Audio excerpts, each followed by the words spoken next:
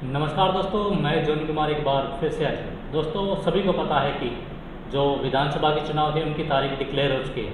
बता दें कि आपको 1 अक्टूबर को इलेक्शन होने जा रहे हैं। हमारे साथ और एक नेता जुड़ चुके हैं जिनका नाम है नफे सिंह वाल्मीकि से बातें कर लेते हैं। आखिर बवानीखेड़ा में क्या क्या समस्याएं हैं और किस प्रकार से उन समस्याओं का निदान करेंगे। सर, सबसे पहले हमारे चैनल पर का स्वागत करेंगे। जी सर, सबसे पहले हमारे चैनल पर आपका स्वागत है।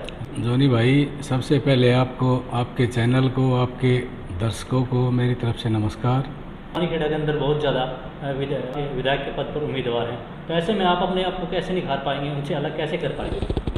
देखो जी, निखारना तो ये है भाई, सब किस्मत की बात है। कोई निखरेगा। हम तो कई सालों से अपना पार्टी में काम कर रहे हैं, करीबन 20-22 साल से मैं लगातार पार्टी में काम कर रहा हूँ। कई अनेकों पदों पर भी रहे हैं, आज भी हमारे पास पद है। और जीतने का सवाल ये है जी, हमारे गांव बहुत बड़े पड़ते हैं जी, जिसमें करीबन 14-14.5 हज़ार वोट कलिंगा गांव में, करीबन 18,000-19,000 वोट खरक गांव में, 2 गांव पड़ते खरक कलिंगा। उसके बाद पड़ती दामाण जी, हमारी दामाण है जो, उस दामाण में वोट है 52,000। अगर हमारी को टिकट मिलती है, कांग्रेस पार्टी को ये मानो कि भी हम जीत निश्चित तौर से जीत दिलाएंगे हम। और पूरा हल्का ये आवाज़ कर रहा है कि भी कलिंगा गांव में नफे सिंह को टिकट दो, कांग्रेस पार्टी की जीत पक्की है। बवानीखेड़ा के अंदर बहुत ज़्यादा विधायक चुनाव के मैदान में है, तो ऐसे में क्या कहेंगे? देखो, जिसमें वैसा है, विधायक के लिए फार्म भर रखे बहुत सारे लोगों ने। ये स्वतंत्र देश है, हर किसी का अधिकार है, कोई भी फार्म किसी भी उससे भर सकता है। और हमारे यहाँ से भी काफ़ी लोगों ने फार्म भर रखे हैं, इसमें कोई दिक्कत नहीं है। जो अच्छी मेहनत करेगा, अच्छी दौड़ में आएगा, अच्छा सर्वे में आएगा, उसी को टिकट मिलेगी। तो मान के चले कि बवानीखेड़ा में देखिए काफ़ी समस्याएं, जो मूलभूत समस्याएं होती हैं वो काफ़ी ज़्यादा है, तो ऐसे में क्या कहना चाहेंगे? देखो जी, हम तो ये कहना चाहेंगे, बवानीखेड़ा में सबसे पहली समस्या तो बवानीखेड़ा हल्के में ही है। अभी जो हम हल्के के गांव में भी घूम रहे हैं कई सालों से, सबसे पहली समस्या पानी की है। पानी नहीं पीने का है, नहीं नहाने का है, और नहीं खेतों के लिए पानी है। अभी नहर है, करीबन 2-2 महीने में नहर आती है। हुड्डा साहब के राज में चौधरी भूपेंद्र सिंह हुड्डा उस टाइम चीफ मिनिस्टर थे, उस टाइम 15 दिन में नहर आ जाया करती, और नहरों में काई लग गई थी। और आज के दिन बिल्कुल नहरें सूखी पड़ी हैं, डिग्गियाँ सूखी पड़ी हैं। वहाँ पर आप ये मानो, साइड में बोरिंग करवा के खारे पानी से डिग्गियाँ भरते हैं, वो खारा पानी सप्लाई करते हैं, जिसमें लोग नहाने का यूज़ करते हैं, पीने का भी यूज़ करते हैं। आधे लोग अगर खाज होगी इस बार उसमें। हाँ जी। तो क्या मानते हैं, किस प्रकार की जो समस्या है इनसे किस प्रकार से छुटकारा मिल सकता है? देखो जी, छुटकारा तब मिलेगा तब नहरों में पानी आएगा।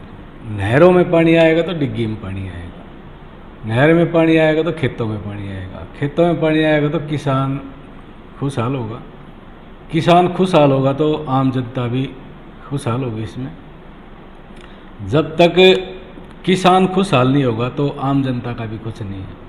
सब कुछ खाने का पीने का वहीं से पैदा होता है। जब तक किसान खुशहाल नहीं होगा तो जनता खुशहाल हो ही नहीं सकती। और जो भारतीय जनता पार्टी ने 10 साल से राज कर रही है, इस राज में जनता को बिल्कुल कुछ भी नहीं दिया उन्होंने। बेरोजगारी दी है। हरियाणा में बेरोजगारी इतनी बढ़ा दी कि नशा इतना बढ़ गया, जो आज के दिन बच्चे हैं पढ़ाई को छोड़ के नशे की तरफ भागने लगे। रोजगार हो तो नशे से दूर रहेगा बच्चा। तो वहाँ के विधायक हैं, वो लोगों के बीच में नहीं जा रहे, तो ऐसे में क्या कहेंगे? भाई, विधायक ने तो ये सोच रखी है कि इतने वोट मिलने लग रही है, इतने बीच में जाने की क्या जरूरत है। उसने ना लोगा तो मतलब उसने तो है मतलब पैसा था। क्यों? पहली बार बनया उस टाइम इसके पास कुछ नहीं था, पहली बार छक्के जनता लूटी, इसने खूब पैसा कमा लिया। वो कुकरे कुकरे बिल्ली भागा चिक्का दूसरी बार भी टूट गया। ये अब उसका ये हाल हो रहा है कि भी अब वो गाँव में जा नहीं सकता कहीं भी। वो जाए तो किस मुँह से जाए, नहीं तो लोग कोई काम हुआ, नहीं किसी बच्चे को रोज़गार दिलाए उन्होंने, नहीं कोई पंचायत के काम हुए, इसने कोई काम नहीं किया। इसने काम करा सिर्फ पैसा कमाने का। इसने अपने पूरे हल्के में हर गांव में के दो एजेंट छोड़ रखे हैं। वो एजेंटों के थ्रू काम करता है, चाहे 10,000 का काम मिले चाहे 20,000 का काम मिले, इसका एजेंटों से ही काम है सारा। एजेंट बोल देंगे तो उसका काम हो जाएगा किसी गांव वाले का, एजेंट नहीं बोलेगा तो काम नहीं होगा। ये लगा लो कि भी ये जो 5 किलो अनाज लगा रहा है, गरीब आदमी 5 किलो अनाज मिल रहा है, ये पहले भी मिल रहा था, कांग्रेस राज में मिल रहा था। सरकार की तरफ से तो मेन रोज़गार चाहिए, रोज़गार मिलेगा तो सब कुछ मिल जाएगा। उसमें रोज़गार मिलने से ही बच्चे कामयाब होंगे जी, और रोज़गार मिलने से ही यो प्रदेश हल्कावासी खुशहाल हो। पहले बजट पास किया तो उसमें कहा गया था कि जो आर्मी की भर्ती थी उसमें जो पहले 4 साल होती थी अब वो बढ़ा दी गई, तो इस बारे में क्या कहना चाहिए? वो आर्मी की भर्ती जब एमपी का इलेक्शन हुआ उस टाइम तक 4 साल थी। अब एमपी के इलेक्शन में इन्होंने मुंह की खानी पड़ी, उसके भय से इन्होंने 7 साल कर दी। इससे अच्छा यही था जो पहले फौज में भर्तियाँ होती थी वैसे लगते थे, कम से कम एक परिवार तो ठीक हो रहा था। भाई एक परिवार में पूरा परिवार वो 15 साल नौकरी करता, 20 साल नौकरी करता, उसको पेंशन मिलती थी। अब यो अग्निवीर की जो दे रखी है, ये अग्निवीर की योजना बच्चों को मतलब एक बेरोजगारी तरफ धकेल रही है। अब एक बच्चा 4 साल नौकरी कर लेगा, 6 साल नौकरी कर लेगा, उसके बाद क्या करेगा? उसको आदत तो पड़ जाएगी भाई अच्छा खाना पीने की। 4 साल के बाद बेरोजगार हो जाएगा। बेरोजगार होने के बाद ना वो दिहाड़ी कर सकता, ना मजदूरी कर सकता, आखिरी में वो बदमाश ही बनेगा फिर। हाँ जी, महंगाई की बात कर लेते हैं। महंगाई काफ़ी ऊंचाई छू रही है। महंगाई बीजेपी ने कम करनी होती थी भाई, तो महंगाई बीजेपी आज से कई सालों पहले कर देती। अब उस टाइम हरियाणा में कांग्रेस पार्टी की सरकार थी, उस टाइम सिलेंडर 400 रुपये का मिलता था। और अब हरियाणा में सिलेंडर लोगों ने हरियाणा में भी बाहर भी 1200 रुपये तक सिलेंडर लिया है। अब इन्होंने कर रखे 1000 का किया पहले, अब शायद 900 कुछ का है। अब भी ये लगा लो कि भी सिलेंडर कांग्रेस राज से भी आज भी बहुत महंगा है, और दाल लगा लो, सब्जी लगा लो, हर कुछ महंगा है। हाईकमान की बात करें तो अगर कांग्रेस की तरफ से हाईकमान की तरफ से आपको मौका दिया जाए तो क्या वो तात्पर्य रहेगा आपका भगवान गिरी की? देखो जी, अगर कांग्रेस पार्टी की सरकार आती है हरियाणा सरकार हरियाणा में, तो 500 रुपये का गैस सिलेंडर मिलेगा, 300 यूनिट बिजली फ्री मिलेगी, और 2 लाख पदों को पक्का किया जाएगा, नौकरी लगेंगे बच्चे। हाँ, और कांग्रेस पार्टी की सरकार लाओ ताकि जनता खुशहाल रहे।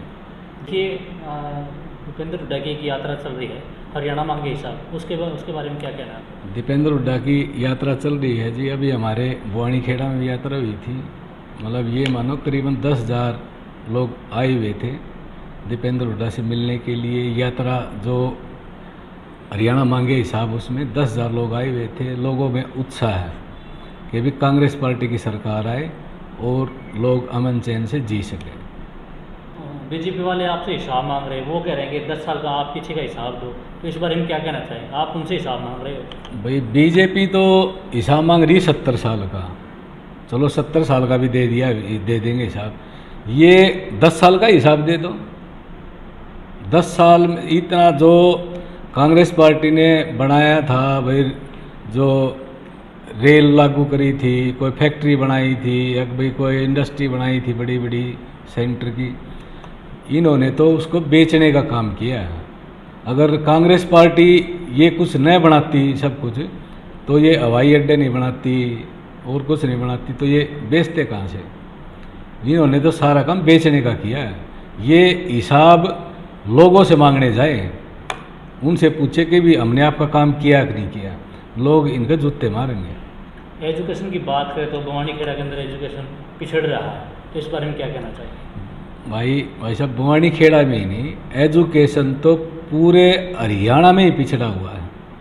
जो पहले एजुकेशन था, एजुकेशन में भाई अभी तो आप ये लगा लो कि भी एक डॉक्टर का ही दाखला होता है करोड़ों में चला जाता है। पहला 5-4 लाख रुपए में डॉक्टर की एक उपाधि मिल जाती थी, अब तो करोड़ों रुपए लगते हैं। एक गरीब आदमी करोड़ों रुपए कहाँ से लेके आएगा। वाल्मीकि जो कि कलिंगा से बिलोंग करते हैं, और इन्होंने कहा कि भविष्य में अगर कांग्रेस सरकार की तरफ से हमको मेरे को टिकट मिलती है तो आने वाले समय में जो भी समस्या है मोहानी खेड़ा के अंदर उन सभी समस्याओं का निदान करने का काम हम करेंगे।